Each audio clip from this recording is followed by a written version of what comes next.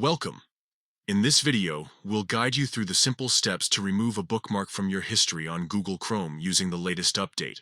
Whether you're looking to tidy up your bookmarks or just want to delete a few, this process is quick and easy. Let's get started. First, open your Chrome browser. You can do this by clicking on the Chrome icon on your desktop or taskbar. Once the browser is up and running, you're ready for the next step. Next, look to the top right corner of your screen. Here, you'll see 3 dots stacked vertically.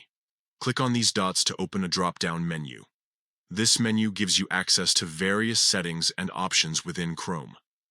From this drop-down, click on History, and then select History again from the submenu that appears. This will take you to a page where all your browsing history is displayed, including your bookmarks. Now that you're on the History page, it's time to find the bookmark you want to remove. Scroll through the list until you locate it. Once you find your bookmark, look for the 3 dots next to it. Click on these dots to reveal more options. Finally, click on Remove Bookmark from the options provided. This action will delete the bookmark from your history, helping you keep your bookmarks organized and relevant. And there you have it.